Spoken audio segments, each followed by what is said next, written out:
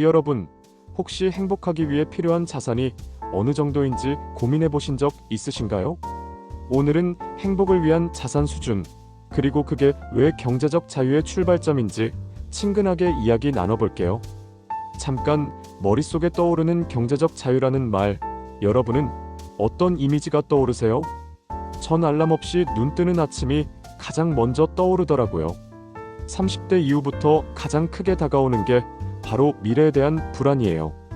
은퇴 준비, 자녀 교육, 건강 문제까지 생각만 해도 마음이 조금 무겁죠.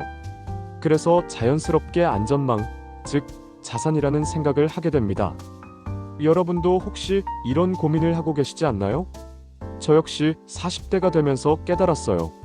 행복을 위한 자산 수준은 단순히 많이 버는 게 아니라 안정적으로 지킬 수 있는 자산이 있어야 한다는 거죠. 예를 들어 매달 수입이 불규칙하다면 마음의 여유가 생기지 않아요.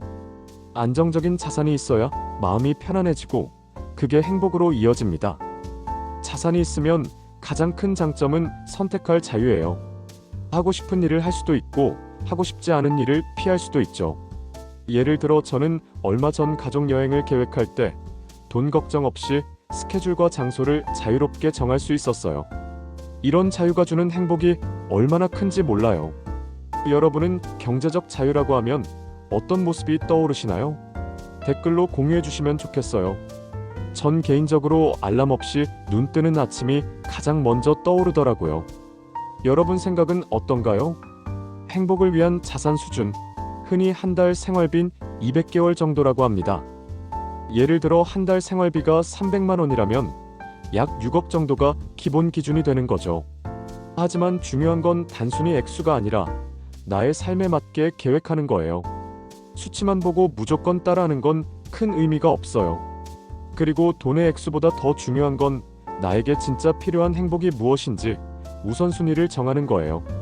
저는 건강, 가족과의 시간, 여행이 우선순위로 올라가 있거든요. 이 기준에 따라 소비와 저축도 조정합니다. 여러분은 우선순위가 무엇인가요? 제가 건강을 중요하게 생각하는 이유는 돈이 있어도 건강하지 않으면 즐길 수 없기 때문이에요. 그리고 가족과의 시간은 그 자체로 행복을 주죠. 여행은 새로운 경험과 자유를 주고 일상에서 잠시 벗어나 마음을 리셋할 수 있게 해줘요. 이런 기준으로 삶을 설계하면 자산이 단순히 숫자가 아니라 행복을 위한 도구가 됩니다. 여러분은 인생에서 가장 소중한 우선순위가 무엇인가요? 가족, 자유, 취미, 여행 댓글로 알려주세요. 공유해주시면 서로 공감하며 이야기 나눌 수 있을 것 같아요. 자, 이제 본격적으로 경제적 자유를 준비하는 방법을 3가지로 나눠볼게요. 첫째, 수입원 다양화. 월급만으로는 안정적 자산을 만들기 어렵죠. 둘째, 불필요한 지출 줄이기. 셋째, 나만의 자산 관리 습관을 꾸준히 유지하기. 특히 이 3번째가 가장 중요합니다. 습관이 없으면 계획도 금세 무너져요. 30대 이후에는 큰돈 버는 방법보다 지키는 방법이 더 중요해요. 안정적인 자산이 있으면 마음의 여유가 생기고 그 여유가 결국 행복으로 연결되거든요.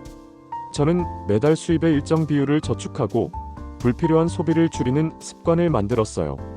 여러분도 작게 시작해보세요. 오늘 브이로그가 여러분께 작은 영감을 드렸길 바라요. 경제적 자유는 먼 미래의 이야기가 아니라 지금부터 차근차근 준비할 수 있는 현실이니까요. 하루하루 작은 습관과 선택이 모여 행복한 자산을 만들어갑니다. 오늘 이야기 도움이 되셨다면 좋아요와 구독, 알림 설정 부탁드려요. 그리고 여러분 생각도 댓글로 나눠주시면 좋겠어요. 다음 영상에서 또 만나요.